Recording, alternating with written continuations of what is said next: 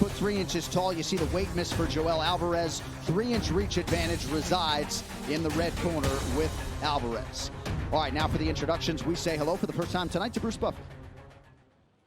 Ladies and gentlemen, we are live from UFC Fight Island in Abu Dhabi for UFC 254, Khabib versus Gaethje. And now, this fight is 3 rounds in the UFC lightweight division. Introducing first, fighting out of the blue corner, a mixed martial artist holding professional record, 24 wins, 9 losses, 1 draw. He stands 6 feet 3 inches tall, weighing in at 155 1/2 pounds. Fighting out of Fairfield, New Jersey, USA, by way of Great Novgorod, Russia, Alexander Russian Thunder Yakovlev.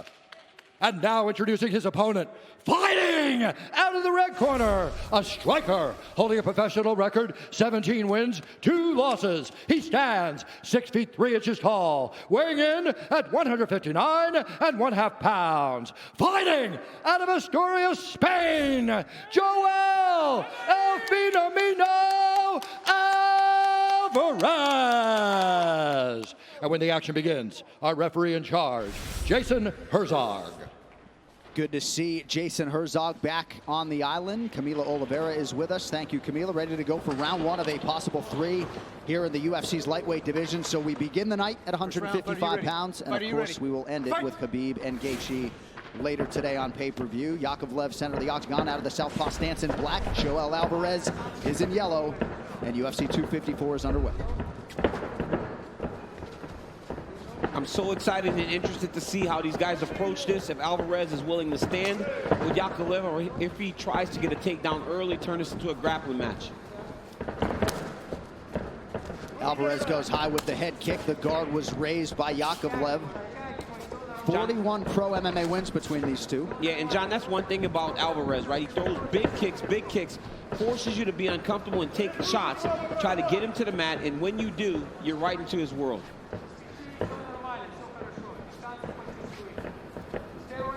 Yakovlev in his 17th year as a pro, as Alvarez effectively attacks the inside of his lead leg, and now the outside. There it is, right? That's exactly what he does. He likes to force you into these attacks. Look at that, he's gonna get him. His guillotine's tight. Yakovlev has to calm down and be patient, start to try to build his base, forward pressure into Alvarez until he can clear his head. He cannot panic here. It's a tight guillotine by Alvarez, but look at the head starting to slip out, John. Yep. Yakovlev being tested here early by that bottom submission game of Joel Alvarez. Man, is he squeezing. Yeah, he's squeezing. Now, if Yakovlev can stay in here, if Yakovlev doesn't get submitted, he's putting a lot of squeeze.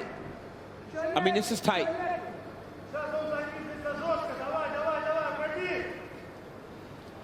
Yakovlev, the experienced fighter, staying composed. You see, now Alvarez has got him into the full guard. Yakovlev needs to be getting forward pressure into Alvarez, now pulling the head back out. There it is.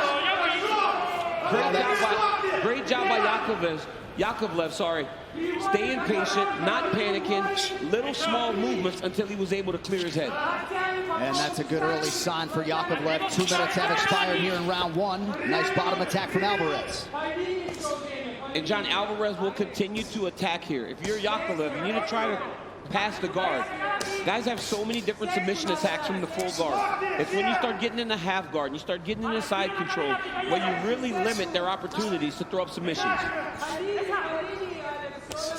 Well, the expectation was that we might get a fight like this given Yakovlev's wrestling chops and given Alvarez's penchant for fighting off of his back. So no surprise, that's where this one is being contested early. And this is what you see, John. A lot of times you get the wrestler on top of the grappler and he's able to stun him. But look at this. Again, stayed in the full guard. Now Alvarez is up on that armbar and it's tight.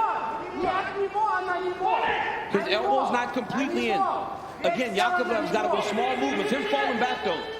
Him pulling back is not the best way to defend this. Yakovlev has been susceptible at times to the armbar, and it looks like he tapped. Wow. Joel Alvarez has done it again. Pick your poison with that guy on the ground. Absolutely. Absolutely, John. That's what I said. You cannot sit in the full guard. You've got to start passing. And the moment Yakovlev started to pull back to try to get his arm clear is when Alvarez was able to really secure that armbar. I mean, big mistake by Yakovlev. And once it's official, that'll be the 5th career loss by armbar for Yakovlev. So clearly, Joel Alvarez did his homework, champ. Yeah, I mean, Yakovlev hit a nice takedown there. Alvarez goes right into the guillotine choke. He did a great job of defending the guillotine. But when you sit into a guy's full guard, especially a guy like Joel Alvarez who has so many submissions, he's always dangerous. He throws his armbar up here. Yakovlev's doing a good job, but watch here.